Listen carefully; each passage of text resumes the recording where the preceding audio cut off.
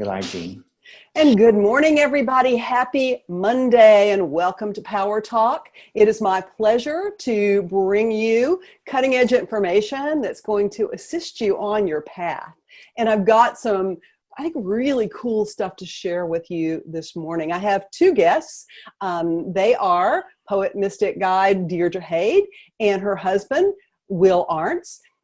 Will, you might be more familiar with, or maybe not, because he was actually the creator of the movie, What the Bleep Do We Know, which was really pivotal for me on my journey. But they have worked together to write a book.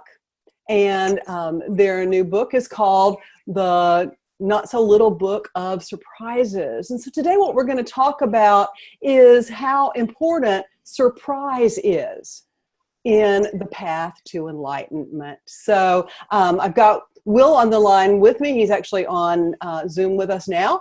And Deirdre's going to be joining us shortly. So welcome, Will. Thank you. Thank you. Good to be here. Oh, it's my pleasure. Totally. So what brought you guys to write this book? Well, what happened, it was almost I wouldn't say an accident, but Deirdre had been writing her memoirs. And it was taking longer than we thought. And I got the idea. I said, I could just she has 10 years of transcripts and 20 years of poetry. I said, I could just like you do in a documentary film, go through the transcripts, pull out stuff that I think is interesting, get pictures to go with it, and let's get a book out there. And so she goes, okay. So I called it the Not So Little Book of Surprises because when I was pulling her quotes, because she sees things differently than most people, as a mystic does, and she just joined us, because she sees things differently, what she says is often surprising. So that started the whole surprise thing, and then from there we thought about it, and we started thinking, well, I wrote an article called The Tao of Surprise, and then Deirdre in her deep meditation suddenly said, oh my God, we're in the age of surprise. Oh boy, are we ever. Yeah. Yeah. Welcome, Deirdre. So I'm so glad that you were able to join us. And thank you for sitting down to write your memoirs to trigger this happening. Thank you so much. I'm really, really happy to be here. Oh, it's our pleasure, totally. So what does surprise bring to us? How does a surprise change us? And at what levels? Well, it changes us in consciousness in many different levels, because when a surprise happens, our consciousness enters a new pattern. So, every spiritual awakening happens with an aha. It's no matter how well you plan for it, right? It's just always a surprise. Or it just knocks your legs out from under you. Right. It just, like, I didn't expect that, even though you were expecting it. Right. But Will really actually has some wonderful knowledge about what happens to the brain when we go into surprise. Will? Okay, so, and since you asked me about what the bleep, I learned this from the research I did for that. And what happens is when a surprise hits, all this dopamine is put in the brain by the hypothalamus. And it goes into the brain, and what that does is increases neuroplasticity. And neuroplasticity is the ability for your brain to rewire, and rewire very quickly. So the surprise happens, dopamine hits, suddenly you're in this fluid neuroplastic state, and it's very easy to rewire. It's like your brain is like, your neural nets are like this, and it's hard for them to change. Neuroplasticity suddenly, and then it's new. So you can use that moment to break old patterns, old reactions, and really change. Interesting. As you're talking, I'm like getting this thought that maybe it also has something to do with kind of like tipping the left brain sort of off its stool, where it holds court, and allowing the right brain to kind of step in and maybe maybe have more of a conjoinment. Actually, that's very, we talk about that in our show, that basically what it does is we say it lets in the mystical, it lets in the intuition, because like you said, the left brain is like, well, I don't know if I believe in that, I don't know if that's true, you know, it's that way. And suddenly, with the neuroplasticity, those flood of intuitions and mystical perceptions, maybe they'll get in for the first time if you let them. Yeah. How cool is that? How cool is that? Yeah. So I know in your book you talk about tools that can help the reader to open to this sort of a happening. Can you share just a couple of those tools with us today? So we want to pique the interest of our audience so that they go out and buy your book. Yes, absolutely. One of the tools, I'm going to turn here to so I can read it, it's right up front, is about the silent watcher. So the silent watcher is the place, here it is a place of an all-seeing eye that's watching and observing yourself. And the more you begin to see into your being, the more you will understand who you are. And this is what makes you tick, and this is what makes you bring you joy and sorrow. Mm-hmm. So the silent watcher is, sometimes what I say is to just imagine that you have like a little me, a mini me, sitting right here, right on the top of your head. And it's just perched there, and it's looking down at everything you do. So this is the observer eye. And so then in the observer, when a surprise happens, you can choose to follow your spiritual guidance, your intuitive guidance, over just simply going into reaction. And that's how we change in transformation. We make a choice that is divinely directed, which comes either from above or from that intuition like this within. And then we can make the highest choice, because what I see happens in surprise, where we lose our opportunity to transform, is that when a surprise happens, we go into our reaction and we lose the gift of the surprise. It just comes and it goes. So you really want to connect into the silent watcher, the observer. And then you are the master of your ship, so to speak. For sure that, yeah. You know, and I guess one of the things that I found through time is that it doesn't happen when we're trying.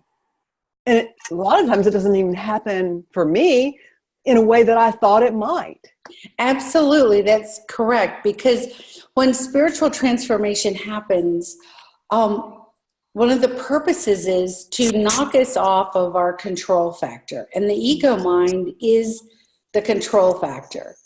And it's a great computer, and we want it to work. However, it also limits us from that divine possibility of our full potential. And so the universe really has conspired for us to always keep going towards our full potential as human beings. And so surprise is it's gift, it's knock at the door to say, hey, come on, let's get going.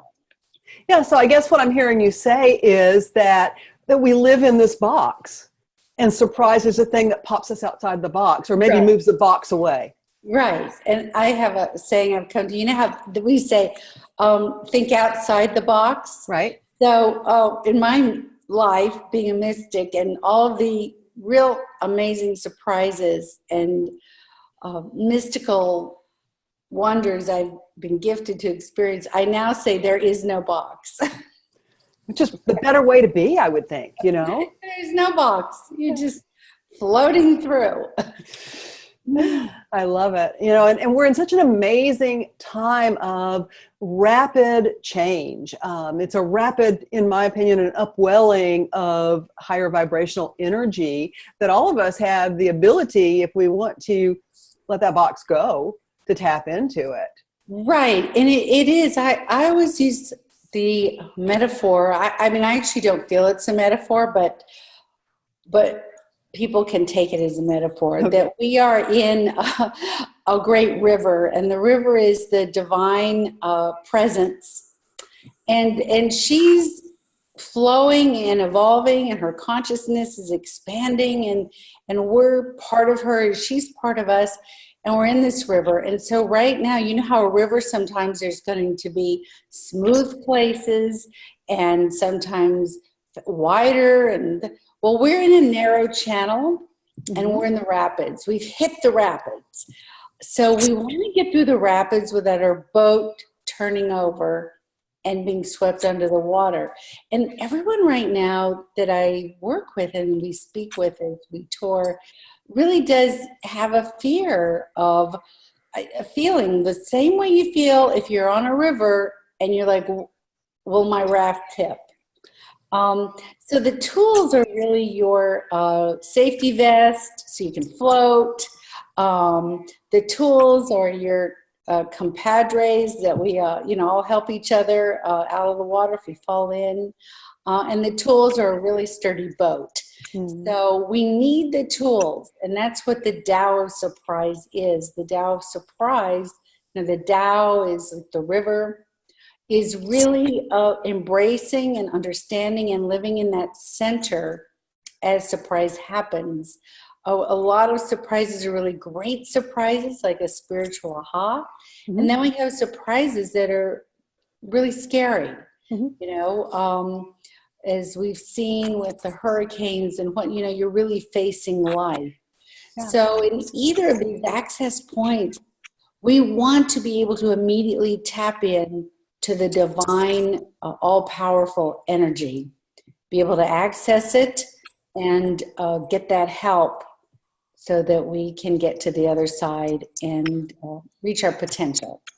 Yeah, because, I think that even the surprises that we perhaps judge as scary or negative or whatever, they're all part of the flow of that river you're talking about. They are moving us.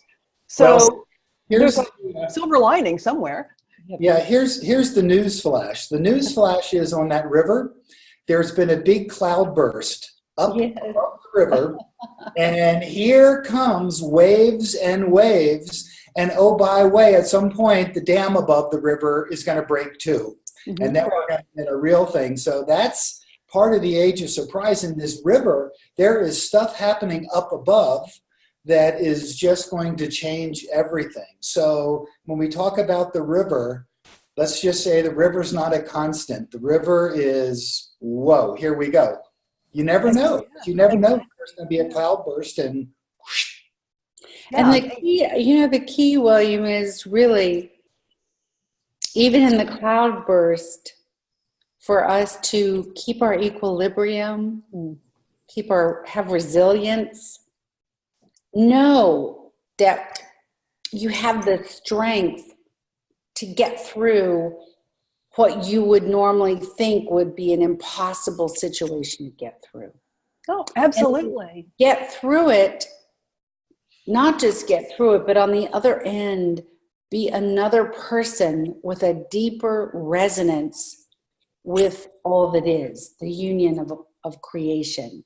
There's a surrender in a surprise. There is a humility. There is a humbleness. There's a humbleness to nature when we know that with all of our technology, all of our steel, all of our concrete to protect ourselves from the elements, when the elements come and that can't protect us, there's this raw vulnerability. But we can use that to transform and be deeper and more connected people and enter a state of deep love, because ultimately we're here to know love. And love comes through experience, and love comes when surprise happens. And one word you didn't mention is choice. And I think a lot of people are so concerned that they go into fear about the potential of surprises in their life. And so they choose this control, and they create this box so that they don't have that many surprises in their life. So it's a choice, but doesn't that limit us when we do that from our ability to potentially grow? Absolutely. That is the limiting box. And the thing about control is that in control, you lose the ability for the spontaneity of God to be in our life. And the presence, God, is spontaneous. This is a different state of wisdom than we normally can carry in our everyday mind. And so that ability to just let go of control, I just invite everyone to just practice, to let go of control. Will is actually showing a page from the book. Will, honey, would you like to read that page? Yeah. For us? Okay, Yeah. Go ahead. Here we go. Okay. Are at a choice point. And I'm going to read it here. You are at a choice point, one of the rare times in the incarnation of the human where you choose what the next 1,000,000 years are going to look like, and your generation and the generations of the next 20 years. You are the generation that has been given the duty to choose. Mm-hmm. So that's, part of what's in our little book. And really what you're saying, Jean, about the choice point, we are at a choice point now. And it's the biggest choice point that humanity's ever, we're at the precipice. Is that the right word? Precipice. That works. Okay. We're at the precipice now. And, here we go. We're at the choice point, and people have to decide sort of what is important to them. What's choice? How do we want to move this human experience? And it's sometimes you can just let it go, but what we're saying is, in the age of surprise, it's time to choose. Absolutely. And, I think that for so many of us that we didn't choose surprise because we felt that led to being out of control.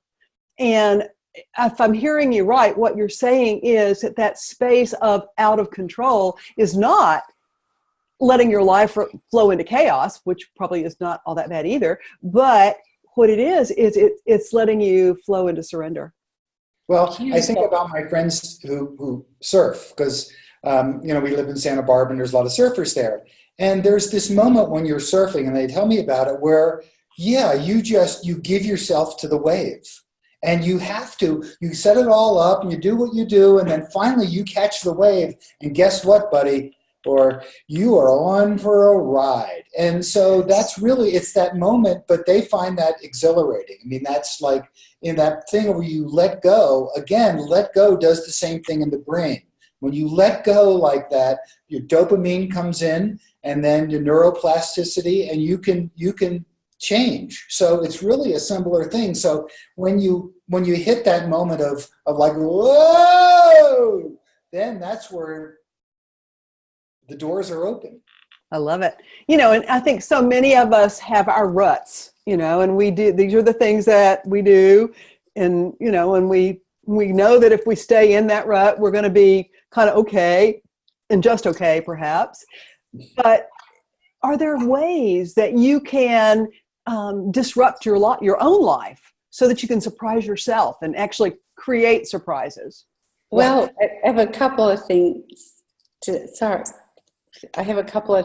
about that. One, you don't really have to disrupt your life, because trust me, the universe will disrupt it for you. You can just count on that. The thing about our daily routines is they're containers, and we as a consciousness need a container. The body is a container, a pattern is a container, a routine is a container, and the most important container is the ritual. That's what we've lost in our society, are the sacred rituals that contain our consciousness and soul, that keep us center balanced. So there's nothing wrong with that, and there's no reason to go in and just bash that up, because it's in the system of a life that life will come and knock you off, or life will come and bring you a great surprise. It's just really about being in the Tao of that, being in the flow of this, and maintaining that equilibrium and that serenity with love. Mm. So that's really my philosophy about surprise. But one thing you can do to make surprise happen, to change consciousness, is that, let's say that your normal reaction to someone bumping into you in the grocery store or cutting you off at the freeway is to get angry. Mm-hmm. So what you can do to create your own surprise or transformation is take contrary action. Do 180 degrees opposite of your normal reaction. So if your normal reaction is to get angry, you're from the silent watcher, you walk, and you just immediately love the person. Oh, I love you. Thank you for cutting me off. And by doing that, you will change your brain chemistry and you'll be amazed at the amount of energy, of presence, of spiritual light that comes into you in that. And that's one of my core practices. Mm-hmm. And it really does transform you very, very quickly. And it's just a lot of fun. It's like a game. Like, well, how can I come up with something opposite from a normal reaction that is in a positive way? Yes. Okay, go for it, Will. Okay, so what? And I some years ago when I had a normal job, and I would go to the job. Sometimes as I was driving in my car, I would almost without thinking, I would just turn left when that's not the way to go. And without even thinking, I would just be like, I would just do it. And then it was like, oh my God, I just took a different way. And then suddenly for that little bit, I was like, oh my God, this is different now. So there are things also, when you asked about, can you surprise yourself? You can do little things like that too, just where normally you're doing your normal thing. And it's like, you don't even think about it. You just suddenly do something that's not normal. You know, you get up for breakfast and you always have a certain ritual. So you just decide, I'm going to do my ritual backwards. And you just do it backwards. And so there's a lot of things. There's something that I got a lot of information about this. I read all the Carlos Castaneda books 1,000 times. And in the Lessons of Don Juan, they talk about disrupting your routines. And there's a whole chapter in that about disrupting your routines, which is what we're talking about here. You have all these routines, and so sometimes you turn that way instead of that way. So that's one way to, and it definitely, when you do it, you'll notice it wakes you up.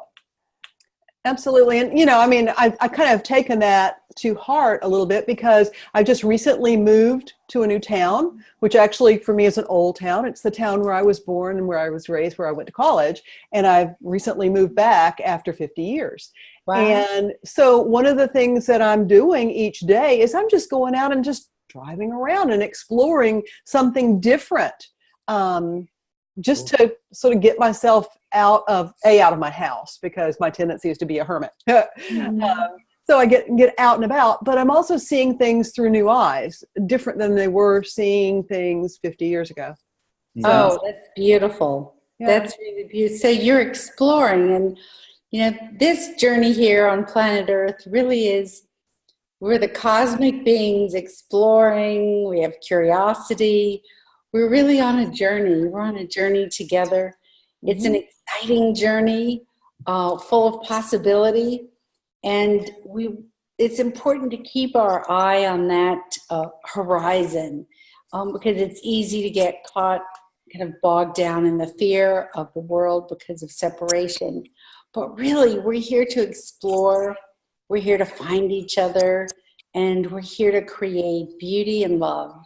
And when we do that, we thrive. Yeah. Exactly.